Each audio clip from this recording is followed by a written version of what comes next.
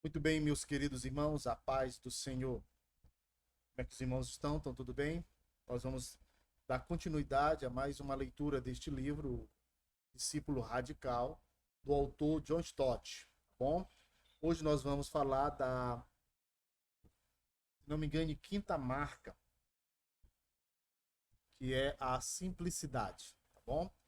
Então eu gostaria que os irmãos compartilhassem, curtissem e comentassem algo acerca deste vídeo, da série. Eu estarei colocando aqui, tá bom? Uma playlist, eu estou organizando uma playlist deste livro, tá bom? Praticamente são 8 características do discípulo radical, tá bem aqui, isso mesmo. São 8 características do discípulo radical e vamos agora para a quinta característica de um discípulo radical. Bem, vamos para a leitura. A quinta característica é a simplicidade.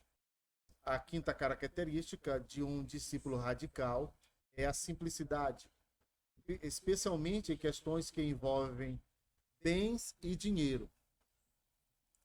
Mencionamos algo sobre materialismo no capítulo 1. Em março de 1980, na Inglaterra, houve a consulta internacional sobre estilo de vida simples. Seu impacto foi pequeno e o assunto não recebeu a devida atenção na época ou desde então. Assim, quero apresentar alguém que participou da consulta e cuja vida foi influenciada por ela. E agora nós vamos para uma pequena ali descrição que diz assim: uma vida simples. Dan Lan nasceu e cresceu em um lar cristão em Hong Kong. Seu pai morreu quando ele era menino e sua mãe criou a família sozinha. Ela era uma mulher boa e piedosa. Aos domingos, apesar de serem pobres, ela dava algum dinheiro a cada um dos filhos para eles darem de oferta. No entanto, Dan pegava sua parte, saía sorrateiramente da igreja, alugava uma bicicleta e andava pela cidade inteira.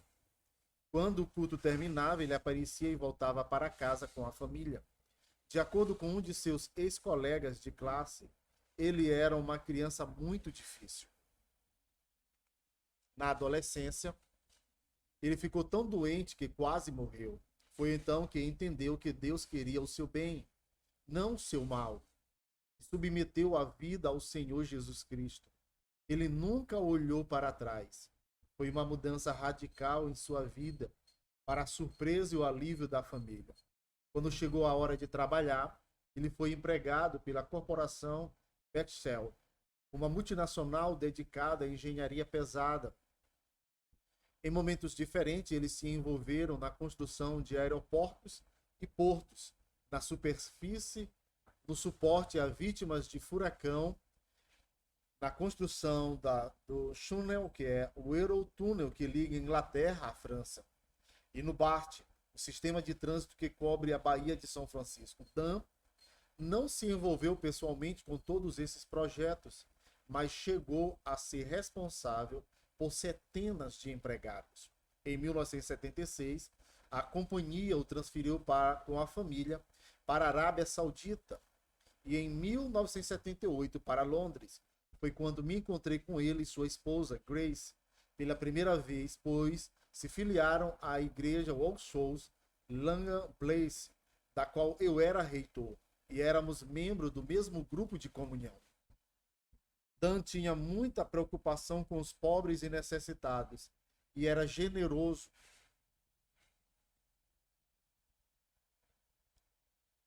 Só. E era generoso com a família e com a igreja, apesar de seu estilo de vida moderado. Porém, ele estava começando a sentir a pressão dos negócios. Foi nessa época que aconteceu a consulta sobre estilo de vida simples. E os desafios surgiram. Apesar de sempre entregar o dízimo do salário, Dan entendeu que deveria simplificar ainda mais seu estilo de vida. Em visita à Índia, ele viu a verdadeira pobreza e observou que uma porcentagem muito elevada dos fundos da missão era gasta com despesas gerais, ele resolveu não acumular riquezas, mas ofertá-la. Em 1981, pediu demissão da Bechtel, não que se sentisse incapaz de servir a Deus em uma corporação multinacional, pois Jesus Cristo era o Senhor de toda a vida.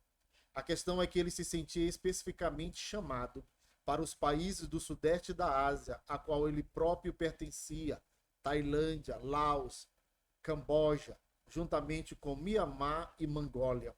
Ele compreendeu e aplicou os princípios nativos da missão. Ele ficou motivado ao saber que a maioria da população do mundo vive na Ásia. Além do mais, é muito mais econômico e eficiente para os nacionais asiáticos ganharem asiáticos, já que eles não têm problema com a cultura, o idioma, a alimentação e as restrições de viagem.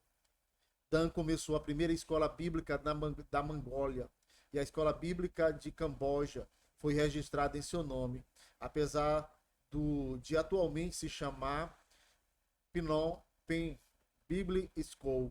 As expectativas em torno desse crescimento significativo eram altas, porém elas não durariam muito. Dan foi subitamente tirado da liderança. Em 22 de março de 1994, envolveu-se em um acidente aéreo fatal. Em 22, ele estava voando em um Airbus russo que bateu em uma montanha. Os 75 passageiros e a tripulação morreram. O acidente aconteceu porque o filho de um dos pilotos estava na cabine brincando com os controles. Grace, viúva de Dan, e os dois filhos pequenos, Wei e Wei Jun, ficaram devastados. Porém, a obra do Senhor continuou. Providencialmente, a irmã mais velha de Dan, Winnie, e o marido Joseph estavam em condições de assumir. Eles haviam viajado para os campos da missão na qual Dan trabalhava e conheceu pessoalmente os líderes asiáticos com os quais ele cooperava. E Dan havia estabelecido duas bases, uma privada, que ele começou com fundos próprios, e uma entidade pública de caridade chamada Country Network. Por meio dessas fundações, o trabalho singular do qual ele havia sido pioneiro pôde continuar. E o legado de Dan continuará na Ásia por meio dos cristãos que ele influenciou. E tudo por causa do estilo de vida simples adotado por ele. O seminário sobre estilo de vida simples, disse-me Grace em uma carta, mudou todos nós. Assim, deixe-me apresentar a consulta sobre o estilo de vida simples e o compromisso evangélico com o estilo de vida simples que tanto influenciou Dan.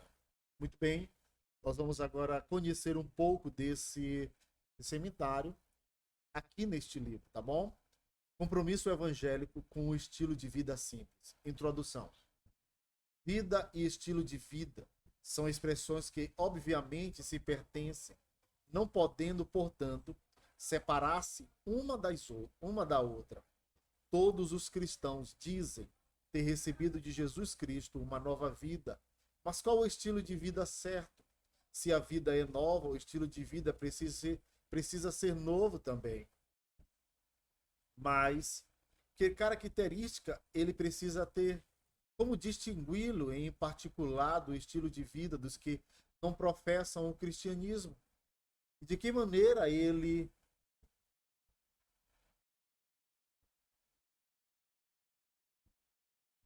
deve refletir os desafios do mundo contemporâneo, sua alienação tanto em relação a Deus como em relação aos recursos da terra que ele criou para gozo de todos? Foram questões como essas que levaram os participantes do Congresso de Lausanne sobre evangelização mundial em 1974 a incluir no parágrafo 9 do seu pacto o seguinte texto: todos nós estamos chocados com a pobreza de milhões de pessoas e abalados pela injustiça que a provocam. Nós que vivemos em sociedades afluentes aceitamos como obrigação desenvolver um estilo de vida simples, a fim de contribuirmos mais generosamente tanto para a assistência social como para a evangelização. Essas palavras têm sido muito debatidas e tornou-se claro que suas implicações carecem de exame cuidadoso, de maneira que o grupo de trabalho sobre teologia e educação da Comissão de Lausanne para a Evangelização Mundial e o grupo de estudos sobre ética e sociedade da Comissão Teológica da Aliança Evangélica Mundial concordaram em patrocinar um, um programa de estudo de 2 anos, culminando no encontro internacional. Grupos locais reuniram-se em 15 países, congressos regionais foram realizados na Índia, na Irlândia e nos Estados Unidos. Então, de 17 a 21 de março de 1980, o Centro de Conferências de Highgate, cerca de 25 quilômetros do norte de Londres, Inglaterra, realizou a consulta internacional sobre o estilo de vida simples, tendo... Ai, como eu tô bonita. Eu me vesti várias horas pra chegar aqui. Tá bom. Ótimo, bonitão. A gente vai se inscrever, tá? Tá bom. Muito bem. Esse é Caleb. Vai lá, meu filho. Aqui assiste o meu vídeo. Tá bom. Muito bem, meus queridos. Vamos lá. Continuar. O estilo de vida simples, tendo a ele comparecido 85 líderes evangélicos de 27 países. Nosso propósito era estudar o viver simples em relação à evangelização, à assistência e à justiça, considerando que todos esses itens constam na Declaração de Lausanne sobre estilo de vida simples.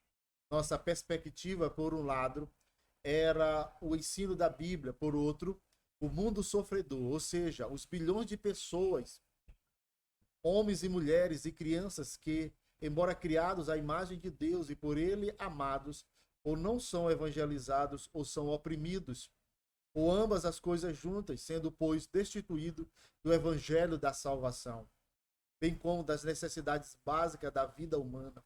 Durante os 4 dias de duração da consulta, vivemos, louvamos e oramos juntos, estudamos as Escrituras juntos, ouvimos a leitura de vários trabalhos a serem reunidos em livro e alguns testemunhos comoventes.